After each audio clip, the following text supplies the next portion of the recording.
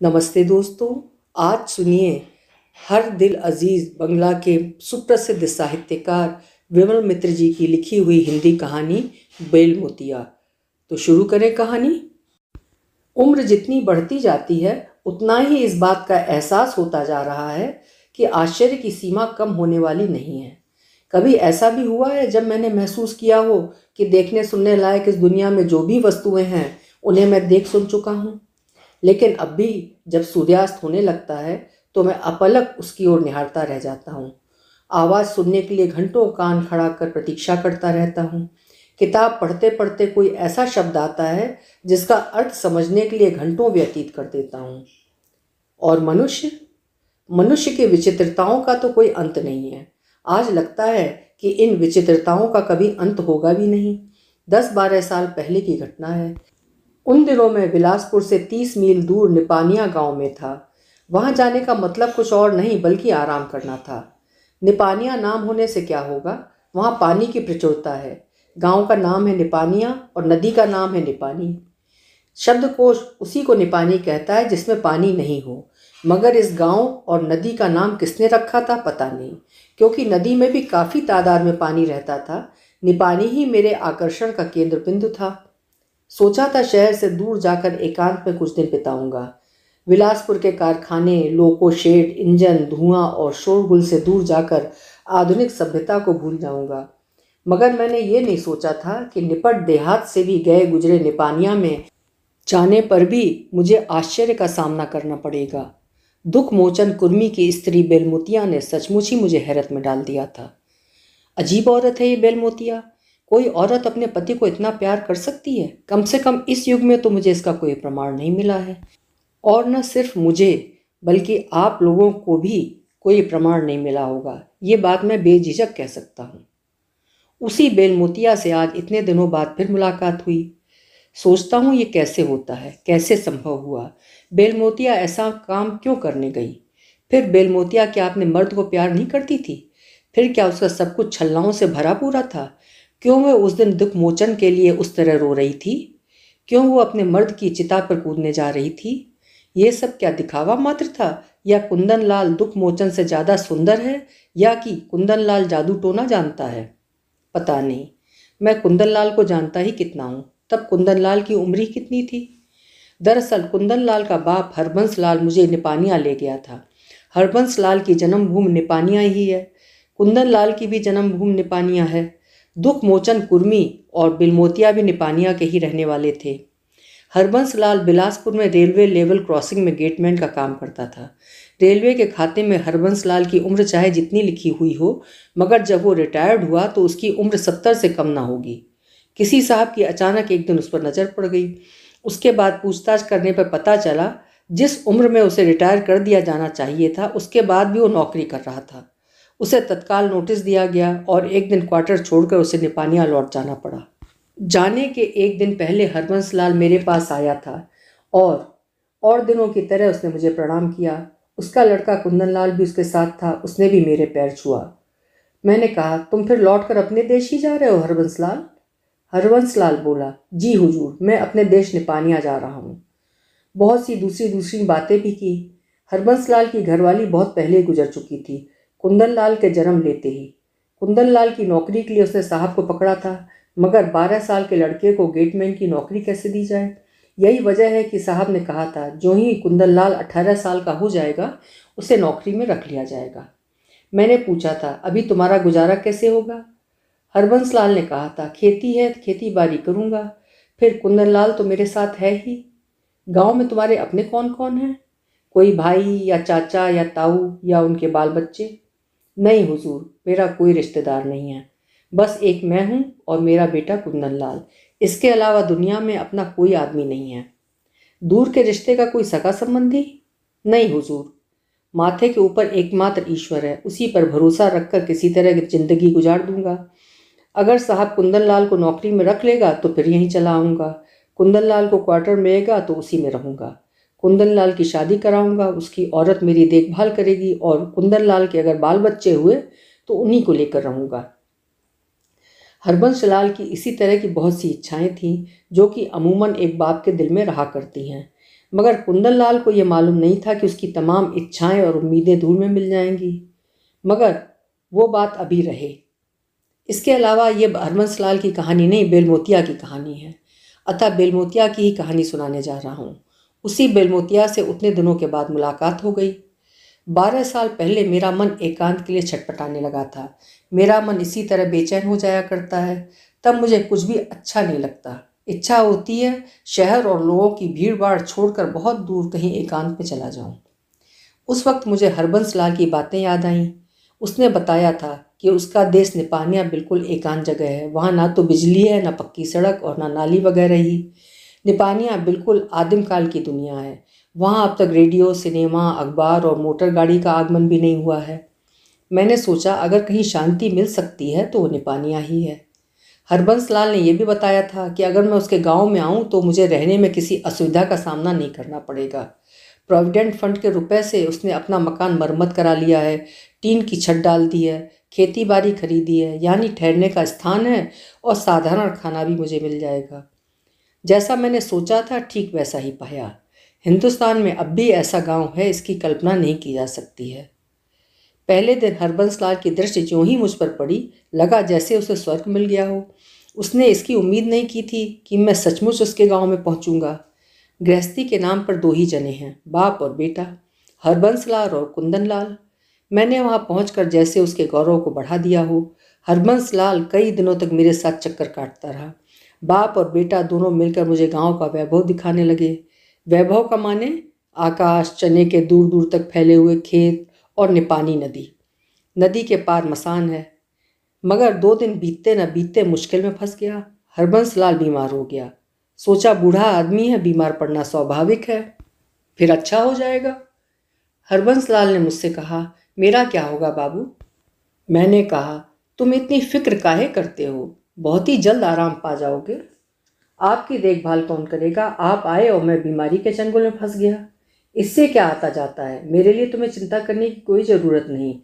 मैं अगर मर जाऊं तो कुंदन लाल का क्या होगा हुजूर? कुंदन लाल की देखरेख कौन करेगा? बुढ़ापे में जिस तरह हर बाप को चिंता होती है, हरबंस लाल भी उसी चिंता में ग्रसित था। कुंदन लाल का अपना कोई नहीं है जो उसकी देखभाल करे। तब कुंदन लाल की उम्र कुल मिलाकर 12 साल की ही थी। कुंदन लाल भी बाप से बहुत हिला हुआ था। बचपन से ही वो अपने बाप को देखता आ रहा था। एकमात्र बाप को ही वो अपने आदमी के रूप में जानता था। मैंने हरबंस लाल को ढांढस बंधाने की कोशिश की और आश्वासन दिया कि मैं तो हूँ ही, साहब से कहकर कुंदन लाल को नौकरी दिलवा दूंगा। मैंने ये सब कहकर उसे बहुत समझाया। सुनकर हरबंस लाल को सांत्वना मिली और उसने अपनी आंखें बंद कर ली। मगर उसी रात हरबंस लाल मर गया। मैं बेहद परेशानी में पड़ गया। कहाँ मैं एकांत में कुछ दिन व्यतीत करने के लिए आया था, सो तो हुआ नहीं। उल्टे अब कुंदन लाल को शांत करने की जिम्मेदारी मुझ पर आ गई। आसपास के लोगों को खबर मिली तो कुछ लोग वहां आए। मैं नया आदमी था, मेरे लिए वो जगह विदेश थी। उन लोगों के समाज का विधि विधान कुछ भी मालूम नहीं था। कहाँ डॉक्टर रहता है, कहाँ शमशान है, किसी भी चीज़ की मुझे जानकारी नहीं थी। यहाँ तक कि कहाँ लकड़ी मिलेगी, कहाँ पुरोहित रहता है, मैं नहीं जानता था। मेरे पास रुपया पैसा था, इसलिए मेरे लिए चिंता की कोई बात नहीं थी। मगर इन मामलों में रुपया पैसा से ही सब काम नहीं होता है। रुपया खर्च करने से ही मुर्दे की अंत्येष्टि नहीं होती। सबसे बड़ी कठिनाई तो कुंदन लाल के चलते उठानी पड़ी। वो अपने बाप के निष्प्राण शरीर को जकड़ कर बैठा रहा, किसी भी हालत में छोड़ने के लिए तैयार नहीं हो रहा था।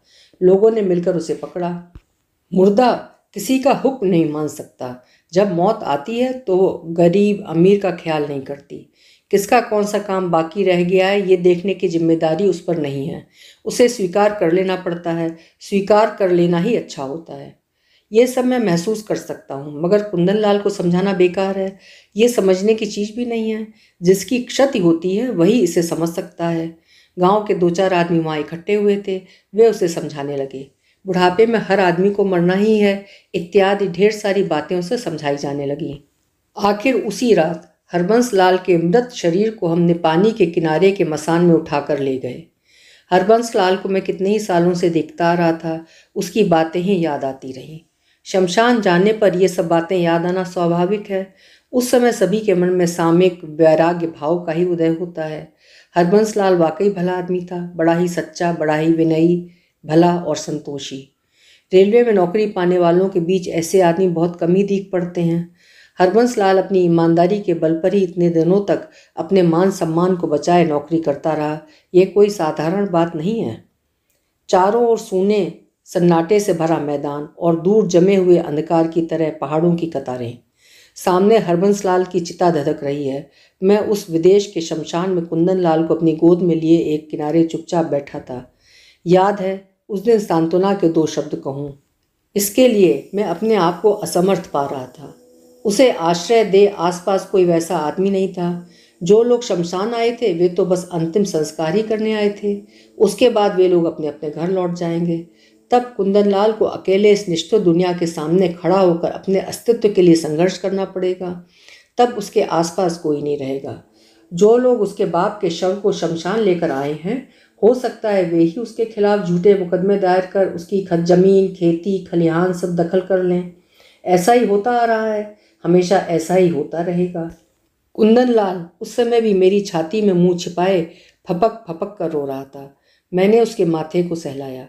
कुछ देर बाद ही हरबंस लाल का शव जलकर राख में बदल जाएगा। उसके बाद मैं कुंदन लाल को अपने साथ लिए सूने मकान में लौट जाऊंगा। हठात एक कांड हो गया, ऐसा कांड जिसकी मैंने कल्पना नहीं की थी। करीब 12 आदमी दूसरी ओर से मुर्दा ला रहे थे। मुर्दा लाने के वक्त आमतौर से मिली जुली चीखें और शोर शराबा सुनाई पड़ता है, मगर ये कुछ और ही तरह की आवाज़ थी। एक औरत चीख चीख कर रोए जा रही थी। मैं कुंदन लाल को अपने साथ लेकर उठ खड़ा हो गया। जो लोग आए थे वे संख्या में काफ़ी थे, मगर लगा सभी नशे में चूर हैं। बदबू के कारण उन लोगों के पास टिकना मुश्किल हो गया। वे लोग चिता तैयार करने लगे। सभी आदमी एक औरत को पकड़कर उसे शांत करने की कोशिश करने लगे। औरत जितनी बार खुद को छुड़ाने की कोशिश करती, लोग उसे कसकर पकड़ लेते हैं। समझ गया औरत अभी अभी विधवा हुई है, पति के शोक में अधीर है। ऐसा होना स्वाभाविक ही है। शमशान में अनेकों ऐसी घटनाएं देखी हैं। इस दृश्य को जिसने देखा होगा वही उसकी वेदना को महसूस कर सकता है। कुंदन लाल शायद इस दृश्य को देखकर थोड़ा बहुत अपने आप में खो गया था। संभवतः उसने समझ लिया कि सिर्फ उसे ही शोक का वर्णन नहीं करना पड़ रहा है। अपने शोक को दूसरे में भी पाकर उसे थोड़ी बहुत सांत्वना मिली है और वो चुप हो गया है। मगर उसके बाद जो घटना घटी उसे देखकर मैं चुप नहीं रह सका। देखा, जब चिता तैयार हो गई तो एकाएक शोरगुल हो हल्ला मच गया। मैं अब चुपचाप नहीं रह सका। सीधे वहां पहुंचकर पूछा, तुम लोगों को क्या हुआ है? एक तो मैं उन लोगों की भाषा अच्छी तरह नहीं समझता, उस पर वे शराब के नशे में चूर हैं। हमारे ही दल के एक आदमी ने बताया, हुजूर वो बेलमुतिया। औरत का उस ओर ध्यान नहीं था। तब वो जलती हुई चिता में कूदने के लिए लोगों के हाथों से छुटकारा पाने की कोशिश कर रही थी। मैंने पूछा, उसे पकड़ कर क्यों रखा है? हुजूर वो सती होगी, अपने मर्द के साथ जल जाएगी। क्यों? वे लोग जो जवाब दे रहे थे, हमारे दल के लोग उन बातों को मुझे समझा रहे थे। मामला इसी तरह का होगा, इसका मैंने पहले ही बहुत कुछ अनुमान लगा लिया था। अब और ज़्यादा पूछताछ शुरू कर दी। उसका नाम बेलमोतिया है, निपानी के बगल के गांव में रहती है। उसके मर्द का नाम था दुखमोचन। वो खासा हट्टा कट्टा आदमी था, माली हालत भी अच्छी थी और पति पत्नी में बड़ा ही सद्भाव था। एक के विरह में दूसरा रह नहीं पाता था, इतना ज़्यादा प्यार था उन दोनों में। बाल बच्चे नहीं हैं, यहाँ तक कि दोनों के सास ससुर भी जीवित नहीं हैं। अभी दुख मोचन के दुख से बेलमोतिया की ऐसी हालत है कि वो बेहोश हो जाएगी। पति की मृत्यु होते ही वो असहाय हो गई है। देखा, सभी आदमी नशे में धुत हैं। एक आदमी बोला, हुजूर वो अगर जलकर मरना चाहती है तो इसमें हम लोगों का क्या कसूर? दूसरा बोला, हमने मना किया मगर वो किसी की बात मानने को तैयार नहीं है। सभी आदमी इसी तरह बात को दोहराने लगे, मगर लगा सभी मन ही मन मजा भी लूटना चाहते हैं। इस तरह की चीज़ रोज रोज नहीं दिखती है, खासकर निपानिया जैसे घनघोर देहात में। इस इलाके में सुबह सूर्योदय होता है, उसके बाद खेत खलिहान में काम करते करते ही बेला समाप्त हो जाती है और फिर सूर्यास्त हो जाता है। इसी तरह दिन पर दिन लुढ़कते जाते हैं। अचानक उसी के बीच विचित्रता आ जाने के कारण सभी उत्फुल्ल हो उठे हैं। जो लोग अब तक लकड़ी इकट्ठा कर रहे थे उन लोगों ने दुखमोचन को चिता पर रख दिया और उसी क्षण बेलमोतिया अपने आप को छुड़ाकर चिता पर कूद पड़ी। जितने लोग थे उनमें से कोई उसे पकड़ने आगे नहीं बढ़ा। एक आदमी चिल्ला उठा, काली माई की जय। जय शब्द का उच्चारण करते ही दल के एक दूसरे लोग दोहराने लगे, जय जय। पूरा मसान शोर से परिपूर्ण हो उठा। एक आदमी सभी के सामने शराब की हांडी से गट गट शराब पीने लगा। बेलमोतिया उस समय चिता पर चढ़ चुकी थी और उसने दुख मोचन को कसकर पकड़ लिया था और मुर्दे के साथ बातचीत करना शुरू कर दिया था, मानो ये उनकी विवाह की रात हो, मानो ये सुहाग की रात में पति पत्नी का एकाकार हो जाना हो। शमशान में हम इतने जाने अनजाने आदमी हैं, इस ओर बेलमोतिया का जैसे ध्यान ही नहीं था। उसे फिर से अपना पति मिल गया है। अपने पति के मृत्यु पथ का सहयात्री बनकर वो जैसे बेहुला की तरह अपने लखिंदर को पुनर्जीवन दान कर रही है। एक आदमी कहीं से आकर मंत्र पढ़ने लगा और दूसरा आदमी कहीं से ढोल लाकर बजाने लगा और लोगों ने नाचना शुरू कर दिया। वो एक विभत्स कांड ही था और मैं अपने आप को रोक नहीं सका। कुंदन लाल का हाथ छोड़कर मैं सीधे चिता पर कूद पड़ा और उसी क्षण बेलमोतिया का हाथ पकड़कर उसे खींचते हुए नीचे ले आया। तब तक उसकी हालत बदतर हो चुकी थी। ना तो कपड़े लत्ते का कोई ठिकाना है, ना जूड़े का ही। बेलमोतिया तब इस मृत्युलोक में जैसे थी ही नहीं। बेलमोतिया को नीचे उतारकर मैंने एक आदमी से चिता में आग लगाने को कहा। दूसरों की आपत्ति पर बेलमोतिया ने ध्यान नहीं दिया था, मगर मुझे अजनबी पाकर वो सकपका गई। उसके बाद एक पल स्थिर रहकर फिर से हाथ पांव पटकती हुई चिता पर जाने की कोशिश करने लगी। मैंने धमकाया, ठहरो। बेलमोतिया ने मुझसे इस तरह के आदेश की उम्मीद नहीं की थी। उसी हालत में भौचक सी मेरी ओर ताकती रही। मैंने कहा, चिता पर जाते ही मैं तुम्हें पुलिस के हाथों सुपुर्द कर दूंगा। उसके बाद और लोगों की ओर देखते हुए मैंने कहा, तुम लोगों को भी पुलिस के हवाले कर दूंगा। सामने के आदमी ने हाथ जोड़कर कहा, नहीं हुजूर, हमने उसे मना किया था, वो किसी भी हालत में मानने को तैयार नहीं हुई। बाकी जितने लोग थे सभी का नशा काफूर हो गया। बोले, हुजूर हमें कुछ मालूम नहीं, हमने कोई कसूर नहीं किया है। अब सभी मेरा पांव पकड़ने आए। मेरे एक हाथ में बेलमोतिया थी, उसे एक ही हाथ में मैं जोरों से पकड़े हुए था। दूसरे हाथ से मैंने सबों को पैर छूने से रोका। चलो सभी मेरे साथ थाने में चलो, हुजूर हमें छोड़ दीजिए। बेलमोतिया मानने को राजी नहीं थी। तब वो जी जान से हाथ छुड़ाने की कोशिश कर रही थी। एक तो जवानी की उम्र, उस पर उसके पति की मौत हो गई है। रोते रोते उसकी आंखें सूज गई हैं। उसकी देह की ताकत का मैं कैसे मुकाबला करूं? और ये बात सही है कि पति की मौत हो जाने से स्त्री अपने आप को कितना असहाय अनुभव करती है। उस असहायता का अनुभव भले ही नहीं कर पाऊं, पर समझता तो जरूर हूं। मुझे उन्हीं लोगों पर गुस्सा आ रहा था जो तमाशा देखने इतनी दूर मसान तक आए थे। शायद उन्होंने बेलमोतिया के पैसे से ही भट्टी में शराब पी है और तमाशा देखने के लिए मसान आए हैं। मैंने फिर धमकाया, चलो तुम लोगों को एक साथ हवालात के अंदर डलवा देता हूँ। बेलमोतिया अब एक और कांड कर बैठी। अचानक मेरे अनमनेपन से लाभ उठाकर उसने मेरे हाथ को दांत से काट लिया, मगर भाग्य संभवतः अच्छा था। दर्द के कारण अगर हाथ छोड़ देता तो तत्काल चिता पर कूद जाती। तब चिता में आग की लपटें धधक रही थी। ऐसी हालत में मैं उसे बचा नहीं पाता। मुझे छोड़ दो। बेलमोतिया का उस दिन का चेहरा और आचरण आज भी मुझे याद है। याद है उसके रूखे बिखरे बाल, अस्त व्यस्त कपड़ा और निपानिया की आधी रात का शमशान। उस विभत्स डरावनी हालत में एक ओर मैं खड़ा था और दूसरी ओर आनंद लूटने वाले अनपढ़ शराबी किसानों का दल। मेरी बात सुनकर बेलमोतिया के साथ शमशान में आने वाले लोग शायद डर गए थे। देखा, एक एक कर सभी वहां से लापता हो रहे हैं। बेलमोतिया की समझ में शायद ये बात आ गई कि उसके दल का अब एक भी आदमी यहाँ नहीं है। मैं तब उसे समझाने लगा, जो मर चुका है उसके साथ चिता में जलकर मरने से कोई फायदा नहीं। दुनिया में एक दिन सभी को मरना पड़ता है, लेकिन कोई पहले मरता है, कोई बाद में। आदमी इस दुनिया में कुछ ही दिनों के लिए आया है, उसके बाद चाहे उसका काम समाप्त हो या अधूरा ही रह जाए, एक दिन उसे जाना ही पड़ेगा। इसके लिए ना तो रोने से कोई फायदा है और ना ही प्राण गंवाने से किसी का उपकार होता है। आदमी के हाथ में जिस तरह प्राण देने की शक्ति नहीं है, उसी तरह किसी का प्राण लेना भी गैर कानूनी है। लेकिन देखा, बेलमोतिया के कान में मेरा एक शब्द भी नहीं पहुंच रहा है। न पहुंचना भी स्वाभाविक है। वो मेरे सामने खड़ी हो अपनी आंखों को कपड़े से ढककर लगातार रोए जा रही है। एक बार वो दुखमोचन की धधकती हुई चिता की ओर ताकती है और फूट कर रोने लगती है। शायद उसे व्यतीत की तमाम बातें याद आ रही हैं। किसी दिन उसका विवाह हुआ था। एक साथ दोनों ने एक ही घर में, एक ही खेत में काम किया है। बरसात, जाड़ा और गर्मी में उनका जीवन एक ही ढंग से व्यतीत हुआ है। अब वे तमाम अतीत की स्मृतियां आग की लपटों में झुलस रही हैं। कुछ देर बाद दुखमोचन की चिता बुझकर आकाश और वायु में विलीन हो जाएगी। याद है, जब मैंने बहुत समझाया तो बेलमोतिया शांत हुई। जो लोग दुखमोचन की लाश शमशान तक ढोकर लेकर आए थे वे पुलिस के डर से वहां से गायब हो चुके थे। उसके बाद एक भी आदमी वहां दिखाई नहीं पड़ा। आहिस्ता आहिस्ता दुखमोचन की चिता भी बुझ गई। दुखमोचन का अंतिम संस्कार मैंने ही किया।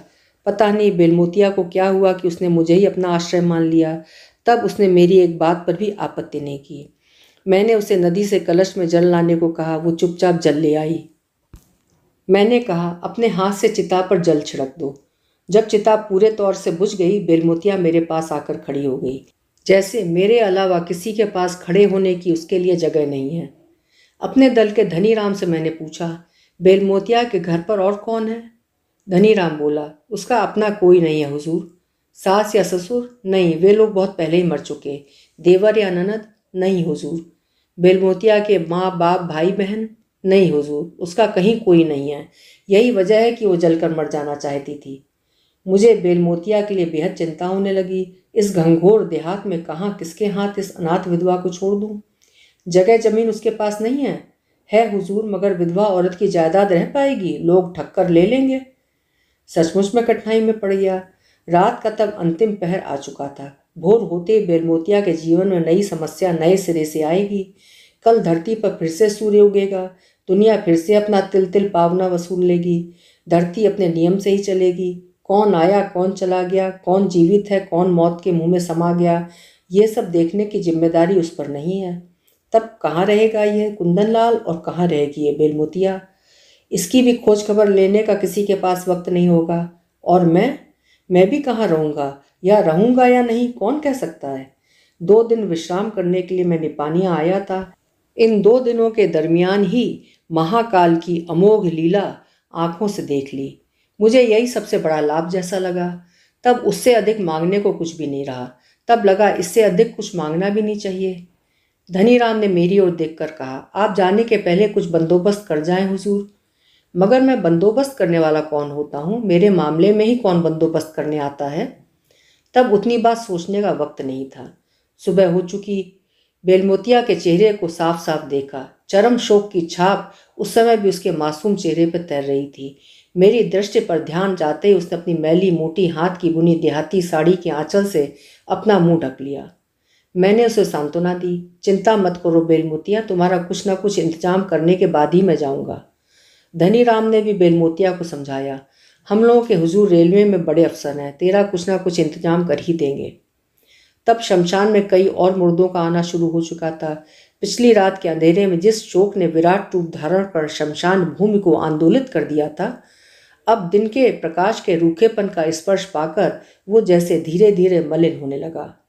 घर में सूनापन रेंग रहा था। घर के अंदर आते ही बेलमोतिया फिर रोने लगी। आसपास के पड़ोसियों में से कई व्यक्ति आए। मैंने उनसे अनुरोध किया कि वे बेलमोतिया की देखरेख करें। इसके बाद मैं कुंदनलाल को अपने साथ लिए हरबंस लाल के घर लौट आया। वहाँ भी वही शोक था, वही सूनापन। घर के भीतर जाते ही कुंदनलाल दहाड़ मारकर रोने लगा। मेरे पैरों को पकड़कर बोला, साहब मुझे छोड़कर मत चले जाइए, मैं आपके साथ चलूँगा हुजूर। मैं बेहद मुश्किल में पड़ गया। कहा, मेरे साथ तू कहाँ जाएगा कुंदनलाल? मेरे लिए क्या कोई बंधी बंधाई जगह है? मेरी बदली हो सकती है। कुंदनलाल बोला, मैं आपके साथ रहूंगा हुजूर, आप जहाँ जाइएगा मैं भी वहीं जाऊंगा। छोटा बच्चा है, उसको इस बात की समझ नहीं कि मैं उसका कोई नहीं हूँ।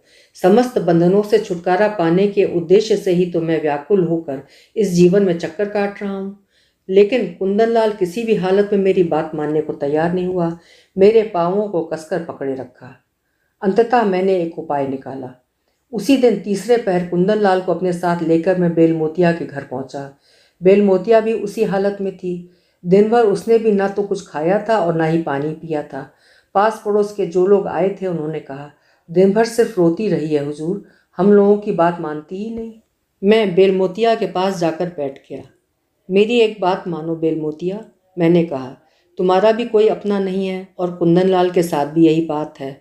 बाप था, वो भी मर गया। मेरा कहना है कि कुंदनलाल को तुम अपने बेटे की तरह पालो पोसो।